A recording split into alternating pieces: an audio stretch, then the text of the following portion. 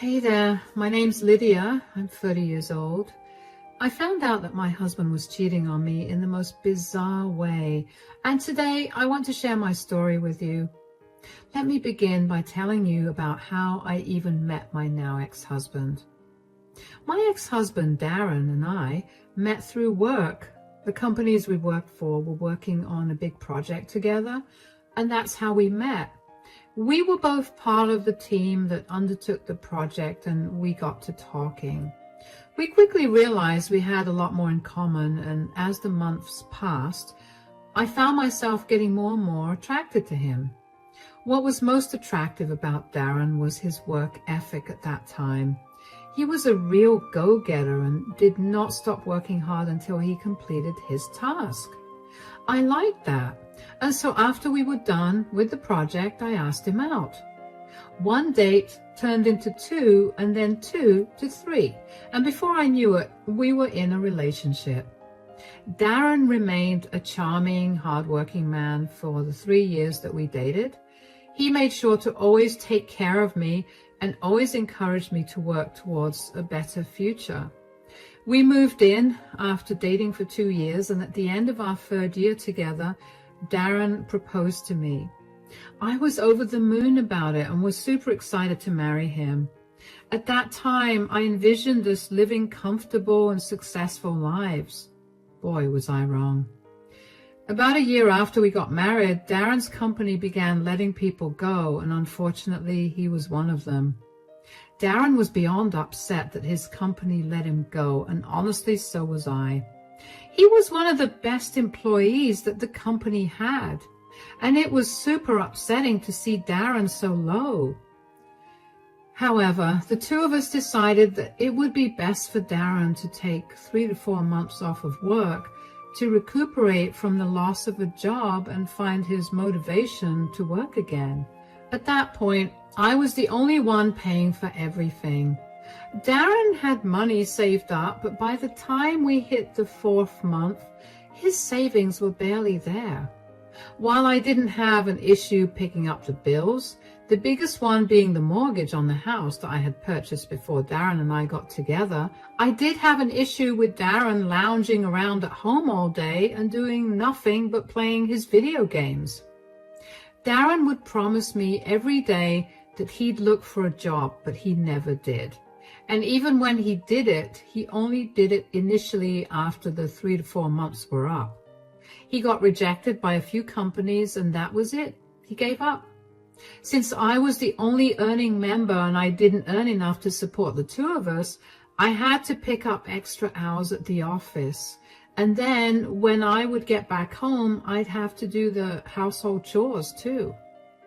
I was almost always too exhausted to do anything else. I tried to talk to Darren about it, but he would always tell me that I did the chores better than he did, which may have been true, but I would have still appreciated him doing something.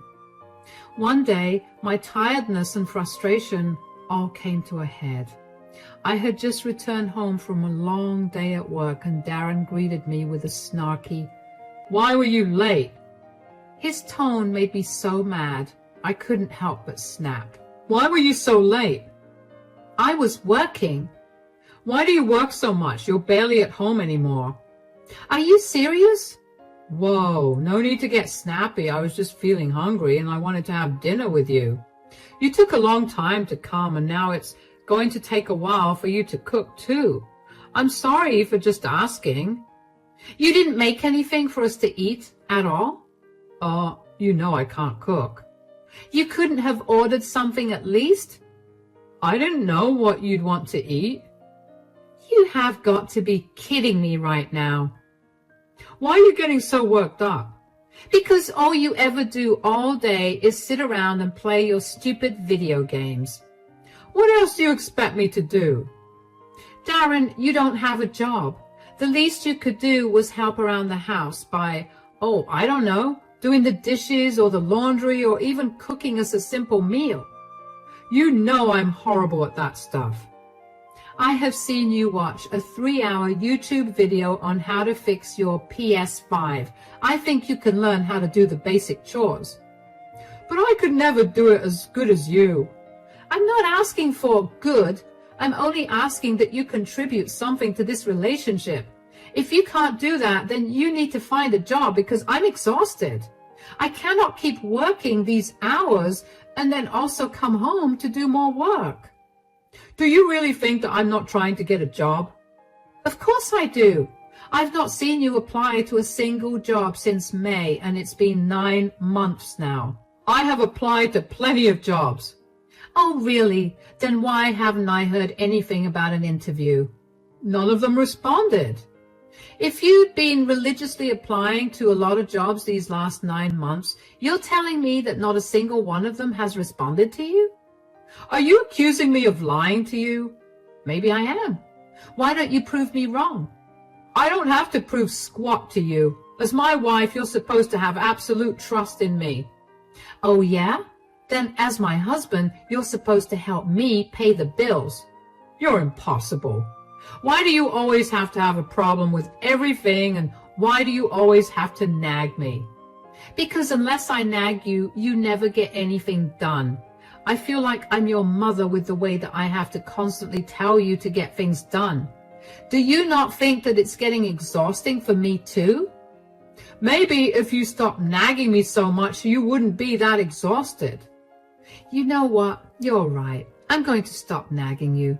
I can't spend the night here. I'm going. Figure your own dinner out. I was honestly fuming. I couldn't stand the entitled behavior and I needed space to breathe. So I went over to my best friend Megan's house and I stayed with her for a few days after that. Darren tried his best to get in contact with me and eventually I gave in. After a long talk, Darren promised me that he would be more helpful around the house and that he would start looking for more jobs. That promise of his lasted 2 months. After that, my sister came back into my life. Now, let me tell you a little bit about my sister Lara. Lara and I never had a close relationship. She was always mean to me, and even though she was younger, I was kind of terrified of her. Nothing made me happier than to move out of my parents' home because that meant living away from her. After I moved out, I barely ever spoke to her or even saw her. She didn't even attend my wedding, but I was happy with that. But then she showed up at my house unannounced one day. She told me that she had been doing some self-reflection and that she was sorry for the way she treated me before. I forgave her and we began to repair our relationship. But more than her and I bonding, Darren and Lara quickly became the best of friends. Both of them loved the same video games, and Lara would often come over every day to play them with him. It didn't seem strange to me at all at the time. To me, it was a good thing because my sister and husband were getting along really well. Plus, she and I were beginning to get very close, too, since she almost practically lived at my house. Anyway, for the next year or so, all three of us spent a lot of time together, and as much as I wanted to be happy about it, I couldn't bring myself to be. Keep in mind that Darren was still very unemployed at this point. Whenever I would bring it up, Lara would shut me down and tell me that Darren was going through a rough patch. Of course, it peeved me that she was taking his side, but I didn't mind because he was at least not taunting me with remarks about me being late. The house was almost always a mess because Darren and Lara would eat like pigs and toss food wrappers all around and then never clean up after themselves. I was now tasked with cleaning up after 2 people instead of 1. I was reaching my breaking point. So I called my best friend Megan and asked her if she was free to meet me one weekend. I knew I needed to get away from Darren and Lara and talk about what I was feeling. Megan agreed to meet me the following weekend, and I was happy to finally meet someone other than my husband and sister. However, on my way to the cafe where I was supposed to meet Megan, I ended up getting a flat tire. I almost broke down crying right there, but I gathered myself together and got out. I tried to change the tire, but I couldn't figure out how to set the jack up. I must have stood outside in the blazing heat for around 15 minutes before a kind stranger walked up to me and offered help. "Do you need help with that?" Yes, actually, I can't seem to figure out where exactly the jack goes. Here, let me help you out with that. My name's Fred, by the way. Thank you so much, Fred. I don't know what I would have done without you. I'm Lydia, by the way. Well, it wouldn't be very gentlemanly of me if I just let a woman struggle with a flat tire by the side of the road. Oh, that's very sweet of you. Are you from around this town? Not really. I mean, I was born and raised here till I was about 7, and then I moved. I only came back for this amazing job opportunity. Me too. The job opportunity portion only. I wasn't born here. I'm sorry, I'm so awkward. I'm just kind of embarrassed that I was struggling so hard. I mean, you're doing it with so much ease. There's nothing to be embarrassed about. I mean, if I'm being fully honest here, I didn't know how to change a tire until a year ago. No way. But you're so natural with this. I know it sounds insane, but it took a little practice, and I guess I'm pretty good at this. I would get some practice too if I had flat tires more often. Say, I don't mean to be too creepy or anything, but do you want to maybe get a coffee with me sometime? That's a very sweet offer, but I'm married. Oh, that's too bad. Oh, what happened? I guess I asked you too soon about that coffee. If I had just waited a few seconds longer, I would have seen this GPS tracker and backed off. GPS tracker? I didn't know that was there. You didn't?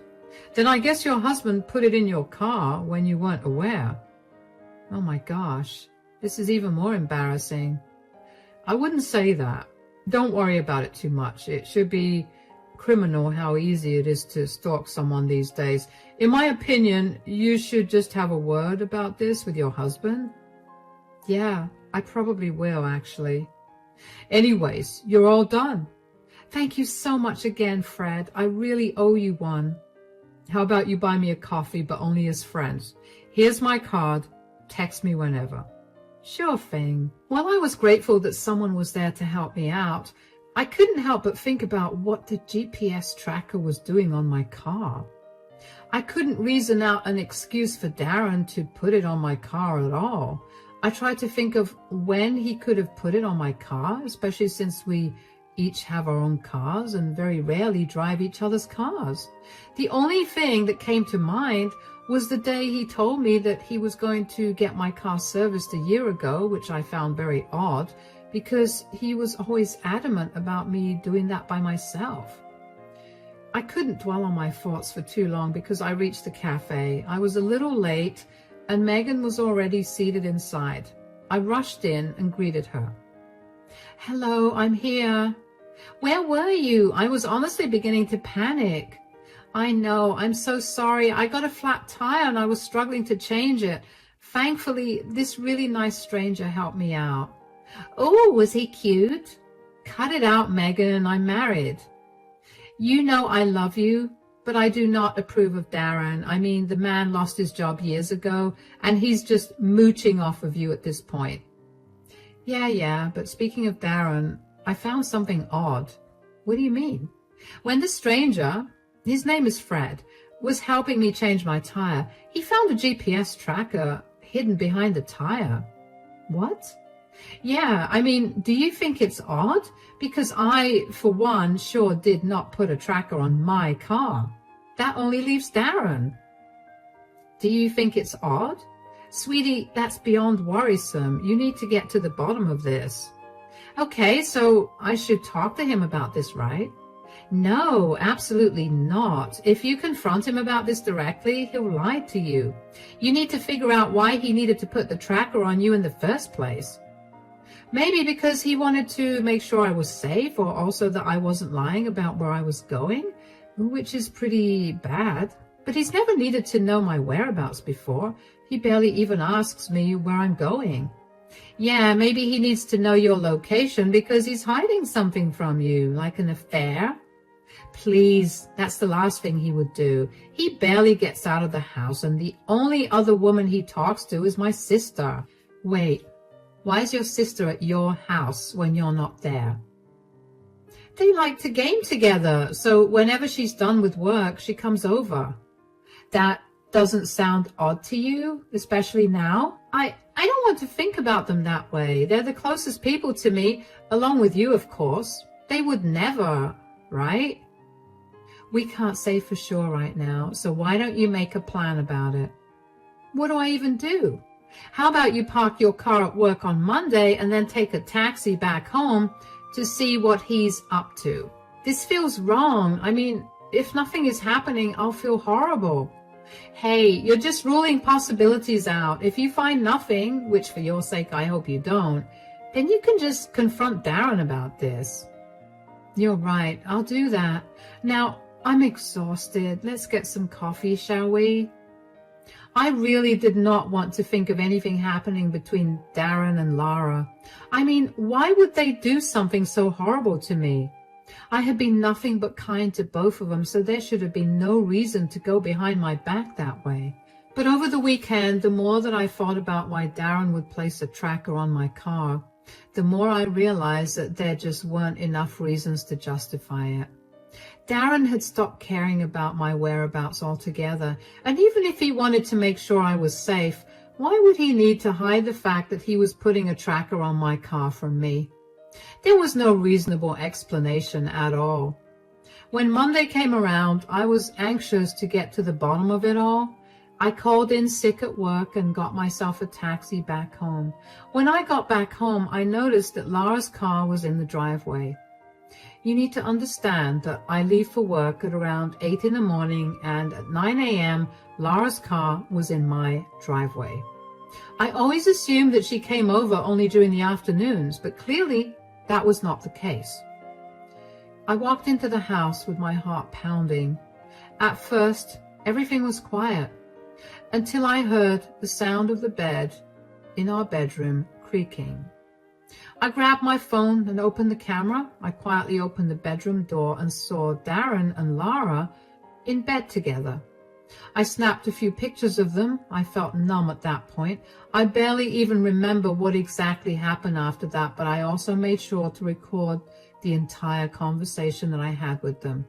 I let the two of them know that I was there by clearing my throat. Darren was the first to hear me, and when he saw me there, his face paled. The two of them struggled to cover themselves up entirely. What are you doing here? You were supposed to be at work. I made sure you were. I parked my car at work and took a taxi back home. That's right. I know about the GPS tracker. I came back to see if you were hiding something, but why does that matter? The real question is, what are the two of you doing? What does it look like, Lydia? No, it isn't. It isn't what it looks like. Oh, really? It looks like the two of you are sleeping with each other. What else could this be?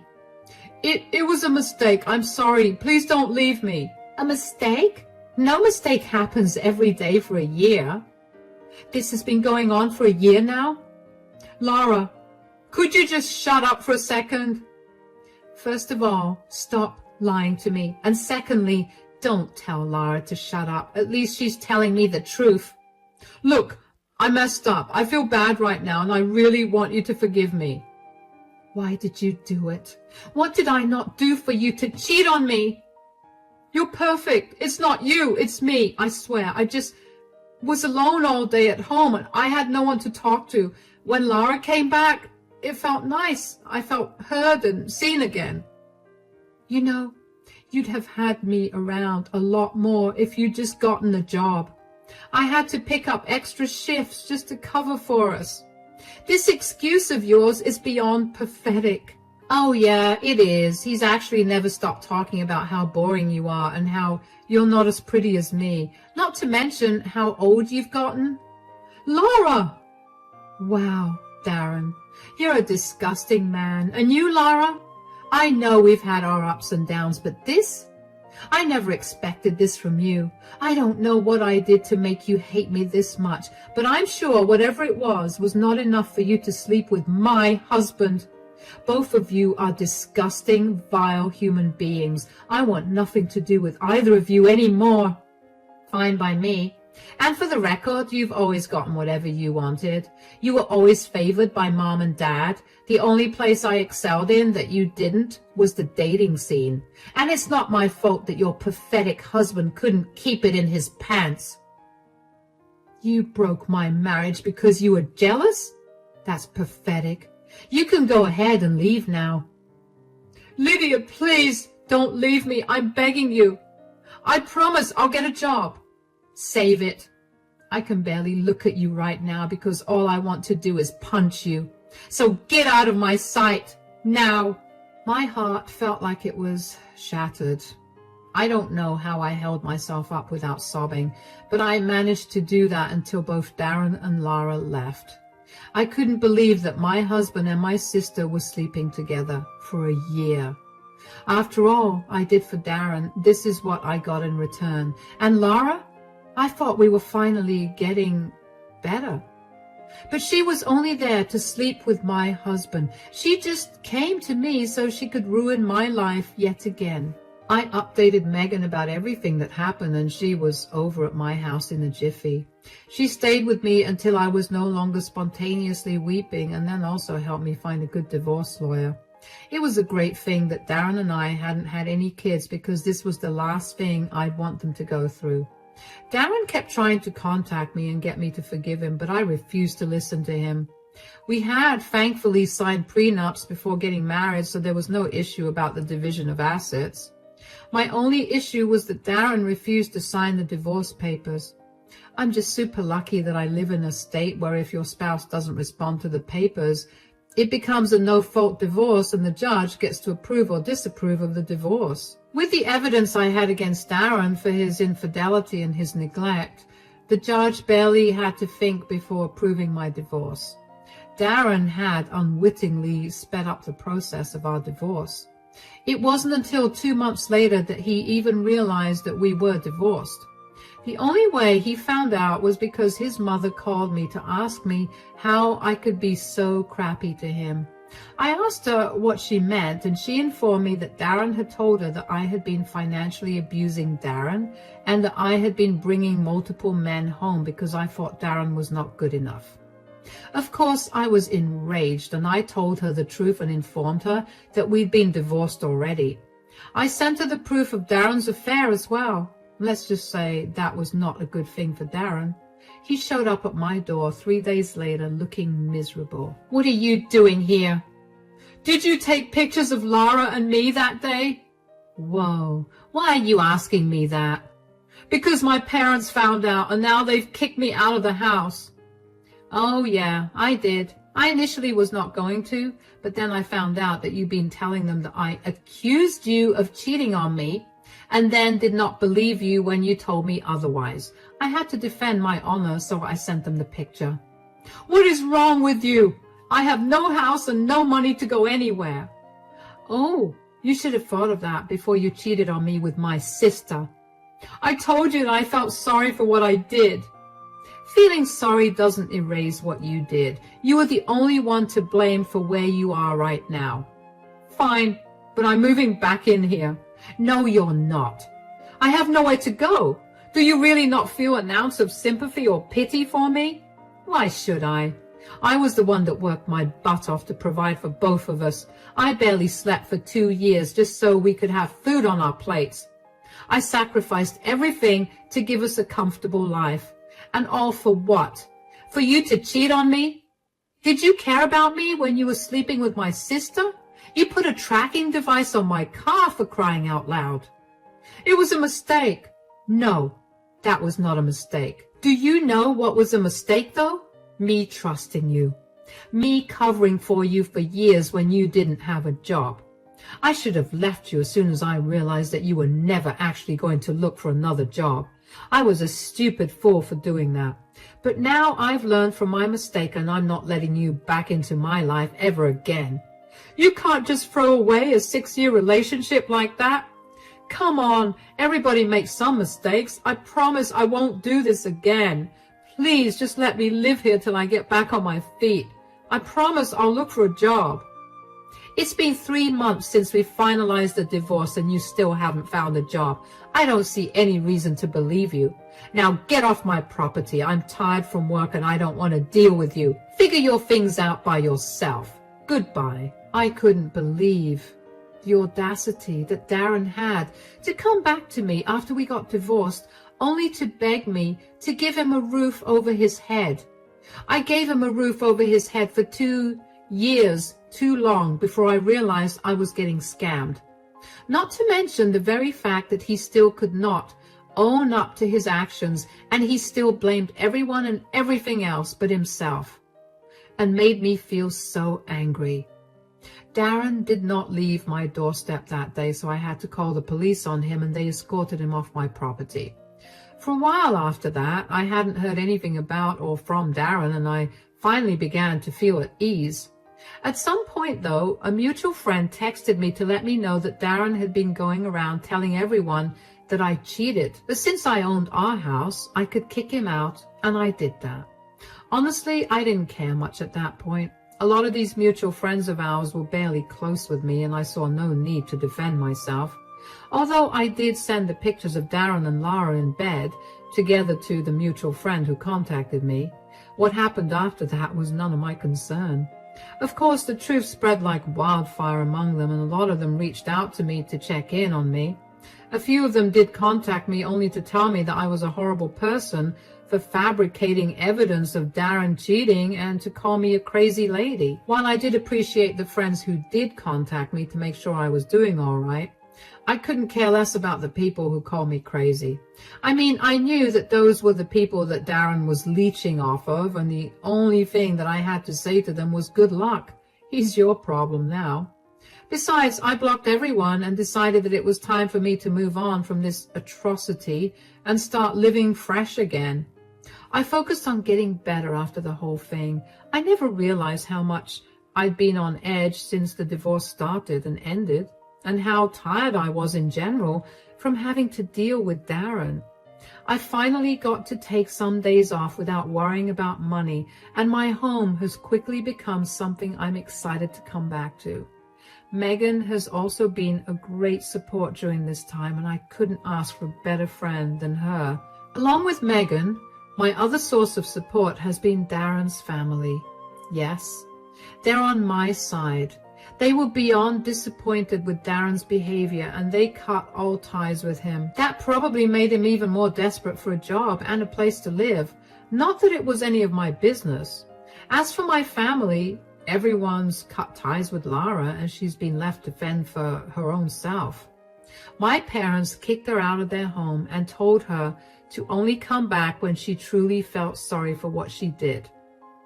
It's been a few months, and they're yet to hear anything from her. Once again, I couldn't care less about her. As far as I'm concerned, she's dead to me. On a kind of unrelated note, though, I did eventually give the stranger who helped me out with my tire, Fred, a call, and we met up over coffee. I'm not yet ready to date anyone, but that was a nice start. Life has been slowly going back to normal, and I can't wait to recover from all the exhaustion of the last few years. Once I'm all energized again, I'm going to give my life my best shot. Cheers!